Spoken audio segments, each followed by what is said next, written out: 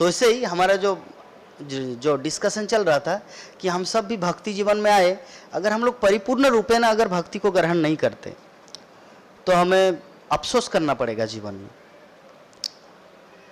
अद्वैत आचार्य महाप्रभु को सर्वप्रथम सन्यास किसका हुआ? महाप्रभु का बड़ा भाई का क्या नाम? विश्वरूप। तो विश्वरूप का सन्यास हो गया। पहले 3-4 बच्चे मर गए थे। सची माता का जन्म लेता था, मरता था, एक एक जन्म लिया, मरा। तो विश्वरूप बहुत दिन तक थे इस संसार में।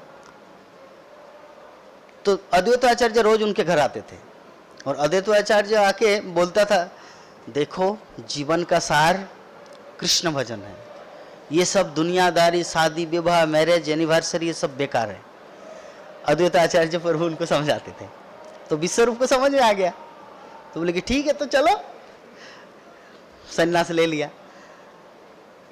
अभी निमाई तो छोटा है, तो अभी सची माता इतने डिप्रेशन में चली गई थी कि अद्वैत आचार्य को द्वैत बोलने लगा।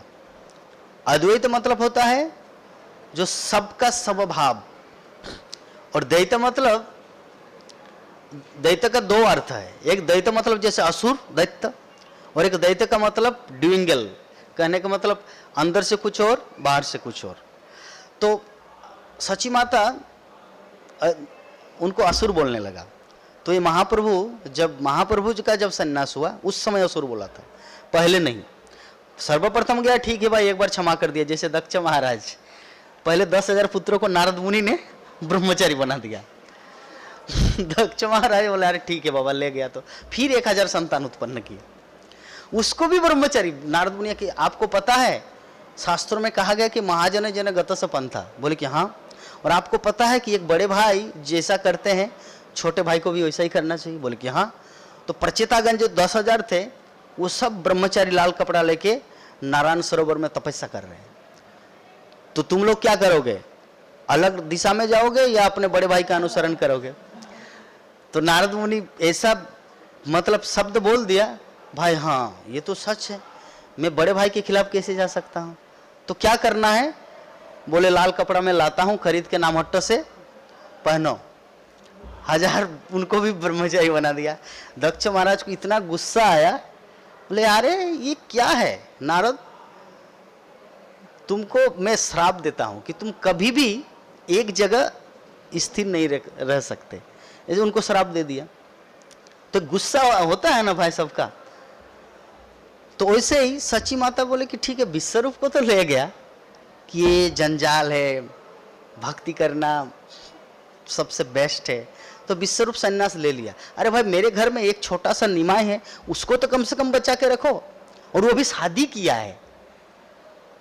पहले लक्ष्मी प्रिया से शादी, वो मर गई, फिर विष्णु प्रिया। तो विष्णु प्रिया ओनली 16 वर्ष की लड़की है, 24 वर्ष का महाप्रभु, और घर में कोई कमाने वाला इनकम सोर्स नहीं है, ना कोई वृद्धा पेंशन था मोदी का, वो भी नहीं था, ना वेस्ट बंगाल सरकार का राशन पानी मिलता था, जैसे राशन मिलता है ना, अंत्योदय कार्ड है या विभिन्न प्रकार के बीपीएल कार्ड है, ना राशन मिलता था, ना पेंशन मिलता था, कुछ भी नहीं, कमाने वाला कोई नहीं, और महाप्रभु सन्यास ले। गुस्सा आएगा कि नहीं? गुस्सा आएगा कि नहीं? आएगा। तो इसलिए अद्वैत आचार्य का असुर बोला था। तो अद्वैत आचार्य का जब असुर बोला तो महाप्रभु ये चीज किसी के माध्यम से सुना। तो महाप्रभु जब सन्यास लेके जब बहुत दिन बाद एक बार आए नदिया में, ऐसे में तो सन्यास लेने का मतलब होता है पूरे विश्व का भ्रमण करना, पूरे भारत का भ्रमण करना। तो महाप्रभु को फिर से आए दर्शन देने के लिए नदियावासी को। तो बोले कि मैं सबको कृपा करूंगा, सबको कृष्ण प्रेम दूंगा, सची माता को नहीं दूंगा। क्यों? क्योंकि वो अपराधी है। एक वैष्णव चरणों में अपराध किया है। किसके चरणों में? अद्वैत आचार्य के चरणों में। तो भक्ति ऐसा है और भगवान ऐसा है, अपने माँ को भी नहीं छोड़ता। हम सब किस खेत के मूली है, इसीलिए हमें बहुत ही सावधानी के साथ भक्ति करना है।